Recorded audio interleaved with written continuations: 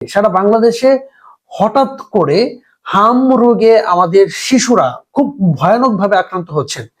তার মধ্যে এখন সর্বশেষ যে খবরটা পেয়েছি, সারা দেশে প্রায় ৩৮ জন শিশু মারা গেছেন।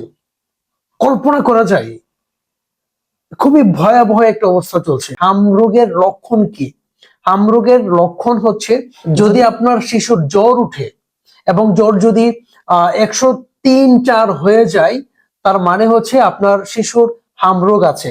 এই হামরোগটা হচ্ছে ৫ মাস থেকে ৫ বছর পর্যন্ত শিশুদের মধ্যে সবচেয়ে বেশি হচ্ছে। আপনার শিশুর শরীরে ফুসকুড়ির মতো হয়ে যাবে, লাল লাল হয়ে যাবে, আপনার শিশুর শ্বাসকষ্ট হবে।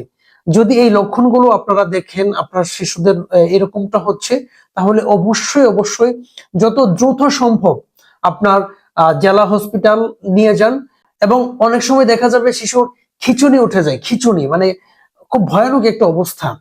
তো এরকম যদি আমাদের শিশুদের হয়, তাহলে এখান থেকে আমরা কি করতে পারি? দুশ্চিন্তার কোনো কারণ নেই। যেমন আপনার শিশুর যদি এই লক্ষণগুলো থাকে, তাহলে আপনাকে করতে হবে শিশু এবং শিশুর মাকে আলাদা করে ফেলতে হবে। এই মানুষ বেশি ওই জায়গাগুলোতে আপনার শিশুকে এবং শিশুর মাকে নেওয়া যাবে না, তাদেরকে একটু সেফ জায়গাতে রাখতে হবে। তাছাড়া হচ্ছে আপনার শিশুকে বাইরে অন্য শিশুদের সাথে মিশতে দিবেন না।